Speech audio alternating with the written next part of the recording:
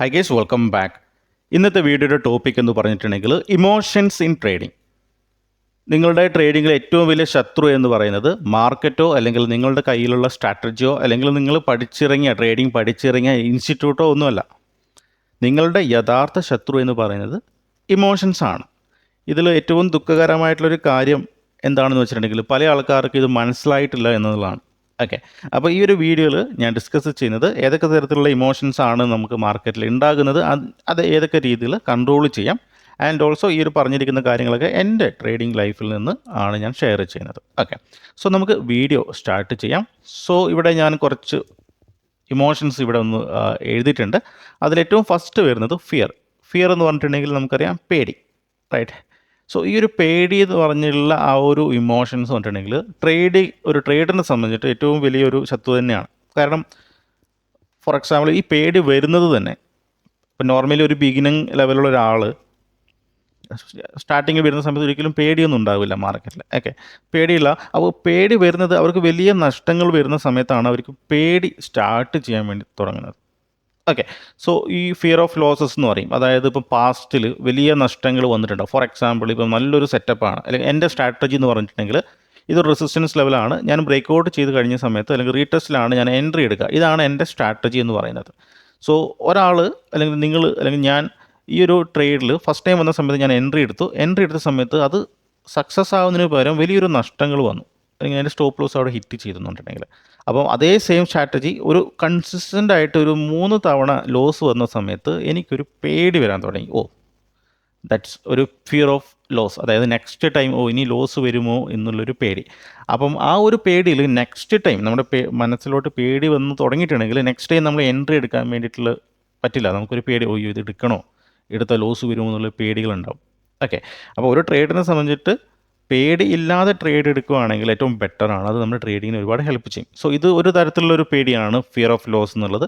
പിന്നെ നമുക്ക് പറയാം FOMO means fear of missing out. അതായത് ഒരു ട്രേഡ് വലിയ രീതിയിൽ ബ്രേക്ക് ഔട്ട് ചെയ്ത് പോകുന്ന സമയത്ത് അല്ലെങ്കിൽ സ്റ്റോക്ക് നമ്മൾ ഓടിക്കേറി ട്രേഡ് എടുക്കുന്ന ഒരു പ്രവണത, അതായത് ഇത് മിസ് ചെയ്യുമെന്നുള്ളത്. ഓക്കെ, ഇതും വേറൊരു ടൈപ്പ് ഓഫ് ഫിയർ എന്നാണ് നമുക്ക് പറയാം. ഓക്കെ, ഇത് പല ആൾക്കാർക്കുള്ളൊരു കാര്യമാണ്. പിന്നെ രണ്ടാമത് പറഞ്ഞിരിക്കുന്ന ഒരു ഇമോഷൻസ് എന്ന് പറഞ്ഞിട്ടുണ്ടെങ്കിൽ പ്രതീക്ഷ. ഇത് എന്താണ്, നമ്മളിത് മനസ്സിലാക്കേണ്ടത്, ഈ ഒരു ഹോപ്പ് എന്നുള്ളത് നമ്മൾ ബോട്ടം ലെവലിൽ തന്നെ നമ്മൾ അവോയ്ഡ് ചെയ്യേണ്ട ഒരു കാര്യമാണ്. അതായത് നമ്മൾ സ്റ്റാർട്ടിങ് ചെയ്യുന്ന സമയത്ത് ഈ ഹോപ്പ് എന്ന് പറഞ്ഞാൽ പ്രതീക്ഷ. ഓക്കെ, അതായത് നമ്മൾ ട്രേഡിങ് സ്റ്റാർട്ട് ചെയ്ത് അല്ലെങ്കിൽ നമ്മൾ നല്ലൊരു ട്രേഡിങ് സെറ്റപ്പ് നമ്മൾ ക്രിയേറ്റ് ചെയ്തു, പിന്നെ അവിടെ മുതൽ നമ്മൾ പ്രതീക്ഷയാണ്. ലൈക്ക് ഇത് ഈ ഒരു ട്രേഡിങ് വർക്ക് ചെയ്യുന്ന സമയത്ത് നെക്സ്റ്റ് ഡേ എനിക്കൊരു വലിയൊരു പ്രോഫിറ്റബിൾ ട്രേഡർ ആകാം, അല്ലെങ്കിൽ എനിക്കൊരു മില്യണർ ആകാം, അല്ലെങ്കിൽ എത്ര എമൗണ്ട് എനിക്ക് മാർക്കറ്റിൽ നിന്ന് എടുക്കുക എന്നുള്ളൊരു പ്രതീക്ഷ നമ്മുടെ മനസ്സിലോട്ട് വരും. ആ ഒരു പ്രതീക്ഷയിൽ നമ്മൾ ട്രേഡുകൾ എടുക്കുന്ന സമയത്ത് ഏതെങ്കിലും തരത്തിൽ ലോസ് വരുവാണെങ്കിൽ പിന്നീട് നമുക്കത് അക്സെപ്റ്റ് ചെയ്യാൻ വേണ്ടി പറ്റുക. ഓക്കെ, അത് യാതൊരു രീതിയിലും പ്രതീക്ഷിക്കാതെ വേണം നമ്മൾ ട്രേഡിങ് സ്റ്റാർട്ട് ചെയ്യാൻ വേണ്ടിയിട്ടുള്ളത്. ആൻഡ് അറ്റ് ദ സെയിം ടൈമിൽ ഇപ്പം നമ്മളൊരു ട്രേഡ് എടുത്തു എന്ന് വിചാരിക്കുക. ഓക്കെ, ഇവിടെയും ചില ആൾക്കാർ പ്രതീക്ഷകളുണ്ട്. ഓക്കെ, ഫോർ എക്സാമ്പിൾ ഒരു ട്രേഡ് എടുത്തു, ആൻഡ് ട്രേഡ് എടുത്ത സമയത്ത് നല്ല അത്യാവശ്യം ഒരു പ്രോഫിറ്റ് വന്നിട്ടുണ്ടായിരുന്നു. സോ ഞാനവിടെ പ്രോഫിറ്റ് ബുക്ക് ചെയ്തതിന് ശേഷം നെക്സ്റ്റ് ഡേ നോക്കുന്ന സമയത്ത് വളരെ വലിയ രീതിയിലൊരു അപ്സൈഡ് മൂവ്മെൻറ്റ് നടത്തി. ഓക്കെ, അപ്പം ഇത് അവിടെ എനിക്ക് മിസ് ചെയ്തല്ലോ എന്ന രീതിയിൽ നെക്സ്റ്റ് ടൈം വരുന്ന സമയത്ത് നമ്മൾ ആ ഒരു പ്രതീക്ഷയിൽ ട്രേഡിങ് ഹോൾഡ് ചെയ്ത് പോയിട്ട് വലിയ രീതിയിൽ നഷ്ടങ്ങൾ വരും. റിവേഴ്സൽ വന്നാൽ പോലും നമ്മൾ എക്സിറ്റ് ചെയ്യാതെ പ്രതീക്ഷയോടെ നമ്മൾ വെക്കുന്ന ഒരു സിറ്റുവേഷൻസ് ഉണ്ട്, അല്ലേ? മാർക്കറ്റ് എത്ര തന്നെ റോസ് വന്നാലും നമ്മൾ 0 ആകുന്നവരെ കാത്തിരിക്കും. ഞാനൊക്കെ ട്രേഡിങ് ബിഗിനിങ് സമയത്ത് അങ്ങനെയാണ്. ഞാനൊരു ട്രേഡ് എടുത്ത് കഴിഞ്ഞിട്ടുണ്ടെങ്കിൽ മുൻപ് എനിക്ക് അങ്ങനെ എക്സ്പീരിയൻസ് ചെയ്തിട്ടുണ്ട്, ഞാൻ മിസ് ചെയ്തിട്ടുണ്ട്. അപ്പോൾ അതുകൊണ്ട് ഇന്നും അത് പ്രതീക്ഷയിൽ വലിയ പ്രോഫിറ്റ് കിട്ടുന്ന രീതിയിൽ മാർക്കറ്റ് എത്ര തവണ താഴോട്ട് വന്നാലും റിവേഴ്സൽ വന്നാലും ഞാൻ എക്സിറ്റ് ചെയ്യാതെ എൻ്റെ ട്രേഡിംഗ് അക്കൗണ്ടിൽ 0 ആവുന്നവരെ വെയിറ്റ് ചെയ്ത് നിൽക്കുന്ന ട്രേഡുകൾ ഞാൻ ഒരുപാട് എടുത്തിട്ടുണ്ട്. ഓക്കെ, ആ ഒരു പ്രതീക്ഷ കാരണം, മുൻപ് ഉണ്ടായ ഒരു പ്രതീക്ഷ കാരണം. ഓക്കെ, അപ്പോൾ ഇത് വളരെ അപകടകരമായിട്ടുള്ളൊരു ഇമോഷൻസ് ആണ്. പിന്നെയുള്ളത് ഗ്രീഡ്, അത്യാഗ്രഹം. ഓക്കെ, അത് എല്ലാ മനുഷ്യനുള്ളൊരു കാര്യമാണ്. ബട്ട് നമ്മളതിനെ ഒരു ലൈൻ അവിടെ ഡ്രോ ചെയ്തിട്ട് അവിടെ വെച്ചിരിക്കണം ഗ്രീഡിന്. ഓക്കെ, ഗ്രീഡ് കാരണം വലിയ നഷ്ടങ്ങൾ വന്നിരിക്കുന്ന സിറ്റുവേഷനുണ്ട്, അല്ലെ? ഗ്രീഡ് വരുന്ന സമയത്ത് പെട്ടെന്ന് തന്നെ ഒറ്റ ദിവസം കൊണ്ട് എനിക്ക് കോടിക്കണക്കിന് രൂപ ഉണ്ടാക്കണം, ലക്ഷക്കണക്കിന് രൂപ ഉണ്ടാക്കണം വെച്ച് ഓവർ ട്രേഡിംഗ് ഒക്കെ ചെയ്ത് വലിയ നഷ്ടങ്ങൾ വരുത്തിയിരിക്കുന്ന ആൾക്കാരുണ്ട്, അല്ലെ? നമ്മുടെ ആ ഒരു അത്യാഗ്രഹം കൊണ്ട്. അല്ലെങ്കിൽ ഒരു ഫോർ എക്സാമ്പിൾ മെയിൻലി ഞാൻ ചെയ്യുന്നൊരു മിസ്റ്റേക്ക് എന്ന് പറഞ്ഞിട്ടുണ്ടെങ്കിൽ ഇപ്പോൾ ഒരു ബിഗിനിങ് സ്റ്റേജിൽ ഓക്കെ ഇപ്പോൾ എനിക്കൊരു ബിഗിനിങ് സ്റ്റേജിൽ വളരെ ചെറിയ ക്വാണ്ടിറ്റി ആണ് ഞാൻ എടുത്തുകൊണ്ടിരിക്കുന്നത്. ഇപ്പോൾ എനിക്കൊരു 850 രൂപ അല്ലെങ്കിൽ ഒരു 900 രൂപ പ്രോഫിറ്റ് കിട്ടിയെന്ന് വിചാരിക്കാം. ഓക്കെ, നെക്സ്റ്റ് എൻ്റെ മനസ്സ് പറയുന്നത്, ഗ്രീഡി മനസ്സ് പറയുന്നത്, ഓക്കെ ആ ഒരു 900 രൂപ എങ്ങനെയെങ്കിലും 1000 രൂപയാക്കണം. ഓക്കെ, അതിനുവേണ്ടി ഞാൻ വീണ്ടും നെക്സ്റ്റ് ട്രേഡ് എടുക്കും. മേ ബി ചിലപ്പോൾ 1000 രൂപ കിട്ടിക്കാണും. ഓക്കെ, 1000 രൂപ കിട്ടിക്കഴിഞ്ഞിട്ട് എൻ്റെ നെക്സ്റ്റ് ഗ്രീഡി മൈൻഡ് പറയുന്നത്, ഓ ഇനിയിപ്പം ഒരു ട്രേഡ് കൂടി എടുക്കാം, ഒരു 100-200 എടുക്കുകയാണെങ്കിൽ നമ്മുടെ ബ്രോക്കറേജ് കൂടി നമുക്ക് കുറഞ്ഞ് കിട്ടുമല്ലോ, കറക്റ്റ് 1000 രൂപ കയ്യിൽ കിട്ടും എന്ന രീതിയിൽ എൻ്റെ ഗ്രീഡി മൈൻഡ് പറയുകയാണ് ഒരു ട്രേഡ് കൂടി എടുക്കാൻ. അങ്ങനെ വീണ്ടും ട്രേഡ് എടുക്കുന്നു. ആ ഒരു 1000 എന്നുള്ളത് നെക്സ്റ്റ് ട്രേഡിൽ ലോസ് വന്നിട്ട് ഒരു 400 പോകും. പിന്നെ വീണ്ടും ട്രേഡുകൾ എടുക്കുന്നു, അത് റിവെഞ്ച് ട്രേഡിലോട്ട് മാറി. പിന്നെ ആ 400 എന്നുള്ളത് മൈനസിലോട്ട് പോകും. പിന്നെ അക്കൗണ്ട് വൈപ്പ് ഔട്ട് ആവും.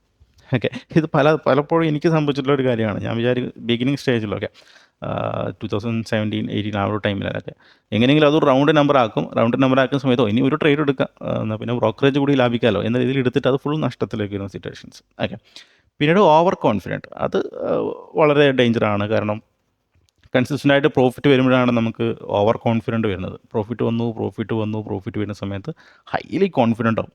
ഹൈലി കോൺഫിഡൻറ്റ് മാത്രമല്ല, നമ്മൾ ആ ഒരു കോൺഫിഡൻ്റ് അങ്ങ് ബൂസ്റ്റ് ചെയ്തു പോകും.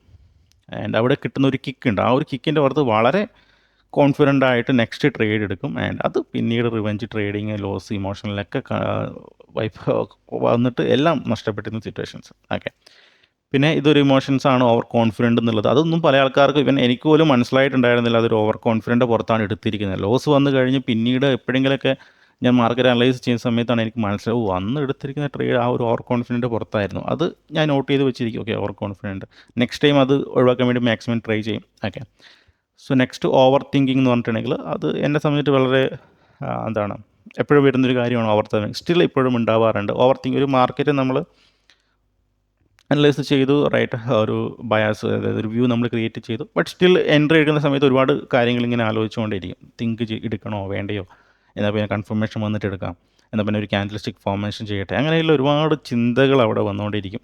പെട്ടെന്ന് വ്യൂ ഏതെങ്കിലും തരത്തിലുള്ള ഗ്ലോബൽ മാർക്കറ്റൊക്കെ മൂവ്മെൻറ്റ് വരുന്ന സമയത്ത് അതിലോട്ട് ചിന്തകൾ പോകും. അതിവിടെ ഒരുപാട് കാര്യങ്ങൾ തിങ്ക് ചെയ്യും. പിന്നെ ആകെപ്പാടെ ഒരു കൺഫ്യൂഷൻ ആവുന്നൊരു സിറ്റുവേഷൻസ്. ഓവർ തിങ്ക് വളരെ ഡേഞ്ചർ ആയിട്ടുള്ളൊരു കാര്യമാണ്.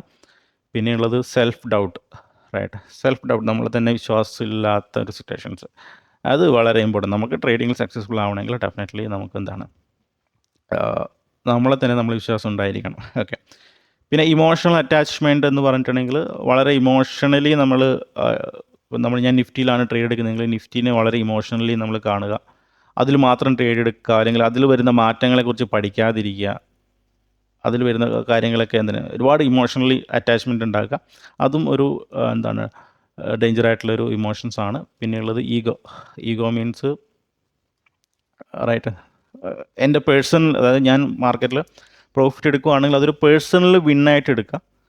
എൻ്റെ കഴിവുകൊണ്ട് ആണ് പ്രോഫിറ്റ് കിട്ടിയെന്നുള്ള ആ ഒരു ധാരണയിൽ ഇരിക്കുക. ആൻഡ് പിന്നെ ആ ഒരു ലോസ് വരുന്ന സമയത്ത് ആ ഒരു ഈഗോ ഹർട്ടാവും. ഒരിക്കലും ഞാനത് അക്സെപ്റ്റ് ചെയ്യില്ല. അക്സെപ്റ്റ് ചെയ്ത് വരുന്ന സമയത്ത് ലോസ് അക്സെപ്റ്റ് ചെയ്യാനുള്ള മൈൻഡ് അവിടെ ഉണ്ടാകില്ല, ബിക്കോസ് ഓഫ് എൻ്റെ ഈഗോ കൊണ്ട്. അതുകൊണ്ട് തന്നെ മാർക്കറ്റിൽ ലോസ് വരുന്ന സമയത്ത് ഞാൻ ബുക്ക് ചെയ്യാതിരിക്കാം, റൈറ്റ്. ഇതൊരു ഇതാണ്. അങ്ങനെയുള്ള ഒരുപാട് ഇമോഷൻസ് ഉണ്ട്, എക്സെട്ര. ഓക്കെ, നിങ്ങൾ പല ആൾക്കാർക്കും പല രീതിയിലുള്ള ഇമോഷൻസ് ആയിരിക്കും ഉണ്ടായിരിക്കാം. ആൻഡ് ഇതാണ് മെയിനായിട്ടുള്ള ഇമോഷൻസ്. അത് ട്രേഡിനെ പല രീതിയിൽ നമ്മൾ ബാധിക്കും. നല്ലൊരു എൻട്രി കിട്ടിയാൽ പോലും നല്ലൊരു പ്രോപ്പർ സെറ്റപ്പ് ആയിരിക്കും, ബട്ട് അവിടെ നമ്മൾ എൻട്രി എടുക്കാൻ പറ്റില്ല ബിക്കോസ് ഓഫ് മൈ ഇമോഷൻസ്. ചിലപ്പോൾ നല്ലൊരു ട്രേഡ് എൻട്രി എടുത്തു കഴിഞ്ഞിട്ട് കറക്റ്റായിട്ട് പ്രോഫിറ്റ് ബുക്ക് ചെയ്യാൻ വേണ്ടി പറ്റില്ല, അത് because of my emotions. Okay, ചിലപ്പോൾ കറക്റ്റായിട്ട് സ്റ്റോപ്പ് ലോസ് ഞാൻ വെച്ചിട്ടുണ്ട്, ബട്ട് സ്റ്റോപ്പ് ലോസ് കുറച്ച് അടുത്ത് വെത്തുന്ന സമയത്ത് ബുക്ക് ചെയ്യാതെ സ്റ്റോപ്പ് ലോസ് വീണ്ടും കുറച്ചുകൂടി താഴോട്ട് വെച്ചിരിക്കുക. എന്താണ് ഇമോഷണൽ അറ്റാച്ച്മെൻറ്റ്, അല്ലെങ്കിൽ അതും എൻ്റെ ഇമോഷൻസ് കൊണ്ട്. അപ്പോൾ മൊത്തത്തിൽ പറയുകയാണെങ്കിൽ നമ്മുടെ ഒരു ട്രേഡ് എടുക്കുന്നത് മുതൽ എക്സിറ്റ് ചെയ്യുന്ന വരെയുള്ള എല്ലാം അവിടെ ഇമോഷണലാണ്. ഇമോഷണലായിട്ടാണ് നമ്മളെല്ലാ കാര്യങ്ങളും സമീപിക്കുന്നത്, പല ആൾക്കാരും. ബിഗിനിങ് ലെവലിലുള്ള ആൾക്കാർ, റൈറ്റ്, എസ്പെഷ്യലി. അപ്പോൾ അത് നമ്മൾ കൺട്രോൾ ചെയ്യേണ്ടത് വളരെ ഇമ്പോർട്ടൻ്റ് ആണ്. അപ്പോൾ അത് ഏതൊക്കെ രീതിയിൽ നമുക്ക് കൺട്രോൾ ചെയ്യാം എന്ന് നമുക്ക് നോക്കാം. ആൻഡ് ഇത് ഞാൻ ചെയ്യുന്ന മെത്തേഡാണ്. ഓക്കെ, ഒരു 4 മെത്തേഡ് എന്ന് പറയാം. വളരെ സിമ്പിളായിട്ട് പറയുകയാണ്. ഒന്ന്, pre trade routine. So means pre trade മാത്രമല്ല, നമ്മൾ രാവിലെ എണീച്ച് മാർക്കറ്റിൻ്റെ, അല്ലെങ്കിൽ നമ്മുടെ ട്രേഡിംഗ് ഡെസ്ക് അല്ലെങ്കിൽ ട്രേഡിംഗ് ഓപ്പൺ ചെയ്യുന്ന വരെയുള്ള ആ ഒരു റൊട്ടീൻ എന്ന് പറഞ്ഞിട്ടുണ്ടെങ്കിൽ വളരെ ഇമ്പോർട്ടൻ്റ് ആണ്. ഓക്കെ, നമ്മളെപ്പോഴും മനസ്സിനെ നമ്മൾ കൺട്രോൾ ചെയ്ത് വെച്ചിരിക്കുക. ഒരു ചെക്ക് ലിസ്റ്റ് എപ്പോഴും ഉണ്ടാക്കി വയ്ക്കുക. Check list means daily follow ചെയ്യേണ്ട കാര്യമാണ്. നമ്മൾ ഇത്രയും കാര്യങ്ങൾ മാർക്കറ്റ് മാർക്കറ്റ് അനലൈസ് ചെയ്തു ആൻഡ് ഇന്ന് കറക്റ്റായിട്ട് പൊസിഷൻ സൈസിങ് ആണ് മാനേജ് ചെയ്യുക എന്നുള്ളൊരു ഫിക്സഡ് ആയിട്ടുള്ള ഒരു കാര്യങ്ങൾ നമ്മൾ മനസ്സിലോട്ട് പറഞ്ഞുകൊണ്ടിരിക്കുക. ആൻഡ് ഇന്ന് ഇത്ര പൊസിഷൻ, അതായത് ഇത്ര ക്വാണ്ടിറ്റിയാണ് എടുക്കുക, അതിൽ യാതൊരു ചേഞ്ചസ് ഇല്ല. ഇങ്ങനെയുള്ള കാര്യങ്ങൾ ചെക്ക് ലിസ്റ്റ്, നിങ്ങളതായിട്ടുള്ള സ്വന്തമായിട്ടൊരു ചെക്ക് ലിസ്റ്റ് ക്രിയേറ്റ് ചെയ്തിട്ട് ഒരു റൊട്ടീൻ എപ്പോഴും ക്രിയേറ്റ് ചെയ്ത് അത് തന്നെ ഫോളോ ചെയ്തുകൊണ്ടിരിക്കുക ഡിസിപ്ലിനോട് കൂടെ. ഓക്കെ. പിന്നെ എടുത്ത് ട്രേഡിംഗ് ജേർണൽ മെയിൻറ്റെയിൻ ചെയ്യുക. എപ്പോഴും പറയുന്നതാണ്, ട്രേഡിംഗ് ജേർണലിൽ ഇമോഷൻസ് കൺട്രോൾ, അതായത് പല ആൾക്കാരും ട്രേഡിംഗ് ജേർണലിൽ നോർമലി എൻട്രി എടുക്കുന്ന പ്രൈസ്, എത്ര പ്രോഫിറ്റ് കിട്ടി, ഇതൊക്കെയാണ് നോർമലി മെയിൻറ്റെയിൻ ചെയ്യുന്നത്. അതല്ലാതെ നമ്മുടെ ആ ഒരു സമയത്തെ ഇമോഷൻസ് കൂടി ഈ ട്രേഡ് എടുക്കുമ്പോഴുള്ള ഒരു ഇമോഷൻസ്, എടുക്കുന്നതിന് തൊട്ട് മുമ്പിലുള്ള ഇമോഷൻസും എക്സിറ്റ് ചെയ്യുമ്പോഴുള്ള ഇമോഷൻസ് ഏതെങ്കിലും തരത്തിൽ നിങ്ങൾ ബാധിക്കുന്നുണ്ടോ എന്നത് കാര്യം ഒന്ന് നോട്ട് ചെയ്ത് വെച്ചിരിക്കുക വിത്ത് ഡേറ്റ്. ഓക്കെ, അത് നമ്മൾ ഹെൽപ്പ് ചെയ്യും. റൈറ്റ്, അത് നമ്മൾ അതിൽ തന്നെ നമുക്ക് മനസ്സിലാക്കാൻ പറ്റും ഒരു ഇമ്പ്രൂവ്മെൻ്റ് അവിടെ ഉണ്ടാകുന്നത്. ഓക്കെ. പിന്നെയുള്ളത് മെഡിറ്റേഷൻസ് ആൻഡ് ബ്രേക്ക്. സോ ഇത് ഡെഫിനറ്റ്ലി എന്താണ്, ഇപ്പോൾ നമുക്കൊരു കൺസിസ്റ്റൻ്റ് ആയിട്ട് ലോസ് വരുന്ന സമയത്ത്, ഒരു 4-5 ലോസ് വരുന്ന സമയത്ത് ഒരു ബ്രേക്ക് എടുക്കുക. ഓക്കെ. പിന്നെ മെഡിറ്റേഷൻസ് പല രീതിയിലുള്ള മെഡിറ്റേഷൻസ് ഉണ്ട്. റൈറ്റ്, ബ്രീത്തിങ് എക്സസൈസ്, അങ്ങനെ എക്സെട്ര. അത് ആ രീതിയിൽ നമ്മൾ എന്താണ് മനസ്സിനൊന്ന് കൺട്രോൾ ചെയ്യാൻ വേണ്ടി ശ്രമിക്കുക. നിങ്ങളെ കൊണ്ട് പറ്റും, പറ്റാത്ത കാര്യമൊന്നുമല്ല. പിന്നെ മൈൻഡ് സെറ്റ് ഷിഫ്റ്റ്, അതായത് നമ്മൾ ട്രേഡിങ്ങിനെ എപ്പോഴും ഒരു പ്രോബബിലിറ്റി, ഒരു സാധ്യതകൾ മാത്രമായിട്ട് കൺസിഡർ ചെയ്യുക. ഒരു പ്രോബബിലിറ്റി ഗെയിം എന്ന രീതിയിൽ മാത്രം എടുക്കാം. ഒരിക്കലും നിങ്ങൾക്ക് ഇന്ന് പ്രോഫിറ്റ് കിട്ടി എന്നുള്ളത് അതൊരു പേഴ്സണൽ വിൻ എന്ന രീതിയിൽ എടുക്കാതിരിക്കുക. ബാക്കിയുള്ള ബിസിനസ് അല്ലെങ്കിൽ ബാക്കിയുള്ള ഗെയിംസിനെ പോലെയൊന്നും നമ്മൾ പേഴ്സണൽ മൈൽ സ്റ്റോളൊന്നും നമ്മൾ കൺസിഡർ ചെയ്യേണ്ട ആവശ്യമില്ല. പേഴ്സണൽ വിന്നോ പേഴ്സണൽ ലോസോ ആയിട്ട് ഒന്നും എടുക്കേണ്ട ആവശ്യമില്ല. ഒരു പ്രോബബിലിറ്റിക് ലൈക്ക് ഒരു നമ്പർ എന്ന രീതിയിൽ, പ്രോഫിറ്റ് ആണെങ്കിൽ ഒരു നമ്പർ എന്ന രീതിയിൽ മാത്രം എടുക്കുക. ഒരിക്കലും അത് എന്താണ് നമ്മുടെ മൈൻഡിനോട് പറഞ്ഞുകൊണ്ടിരിക്കുക, ഇത് പ്രോഫിറ്റ് അല്ല, ജസ്റ്റ് നമ്പർ, എനിക്ക് കിട്ടിയത് ജസ്റ്റ് ഒരു നമ്പർ അല്ലെങ്കിൽ ഒരു സ്കോർ എന്ന രീതിയിൽ മാത്രം എടുക്കാം. ഓക്കെ, ഈ ഒരു കാര്യം വളരെ ഇമ്പോർട്ടൻ്റ് ആണ്. നമ്മൾ ആ ഒരു പ്രോബബിലിറ്റിക്കായിട്ട് മാത്രം നമ്മൾ മാർക്കറ്റിനെ കാണുക. അതൊരിക്കലും പേഴ്സണലൈസ് ചെയ്യാൻ ആവശ്യമില്ല. അത് ലോസ് ആണെങ്കിലും ശരി, പ്രോഫിറ്റ് ആണെങ്കിൽ ശരി, അത് ഇന്ന് പ്രോഫിറ്റ് ആണെങ്കിൽ അത് നെക്സ്റ്റ് ഡേ എന്നെ ബാധിക്കാതിരിക്കാൻ വേണ്ടി ശ്രമിക്കുക. ഇന്ന് ലോസ് ആണെങ്കിൽ അത് നെക്സ്റ്റ് ട്രേഡ് എന്നെ ബാധിക്കാതിരിക്കാൻ വേണ്ടിയുള്ള കാര്യങ്ങൾ നമ്മൾ ചെയ്യുക. അത് നമ്മൾ ഒരു മൈൻഡ് അവിടെ ക്രിയേറ്റ് ചെയ്താൽ മതി. ഓക്കെ, അതിന് വേണ്ടി ഞാനൊരു ബുക്ക് കൂടി ഞാൻ വേണമെങ്കിൽ റെഫർ ചെയ്യാം. ട്രേഡിംഗ് ഇൻ ദ സോൺ, അതിൻ്റെ PDF എനിക്ക് തോന്നുന്നു എൻ്റെ ടെലഗ്രാം ചാനൽ ഞാൻ എടുത്തിട്ടുണ്ട്. Trading in the zone. Okay, ആ ഒരു ബുക്ക് നിങ്ങൾ വായിക്കുകയാണെങ്കിൽ നിങ്ങൾ എങ്ങനെ നമുക്ക് മാർക്കറ്റിനെ സമീപിക്കാമെന്നുള്ളൊരു ഐഡിയ നമുക്ക് അവിടെ കിട്ടും. ഓക്കെ ഗൈസ്, അപ്പോൾ നമ്മൾ ഈ ഒരു വീഡിയോയിൽ പറഞ്ഞിരിക്കുന്നത് ഏതാണ് മെയിനായിട്ടുള്ള ഒരു ഇമോഷൻസ്, അതെങ്ങനെ ബാധിക്കുന്നു ആൻഡ് അതെങ്ങനെയാണ് ഞാൻ കൺട്രോൾ ചെയ്തിരിക്കുന്നത്. ആൻഡ് സ്ട്രിക്ട്ലി ഈ പറഞ്ഞിരിക്കുന്ന വീഡിയോയിൽ പറഞ്ഞിരിക്കുന്ന കാര്യങ്ങൾ എൻ്റെ പേഴ്സണൽ എക്സ്പീരിയൻസ് ആണ്. ഓക്കെ ഗൈസ്, അപ്പോൾ എന്തായാലും പുതിയൊരു വീഡിയോ ആയിട്ട് നമുക്ക് നാളെ കാണാം. Bye, thank U.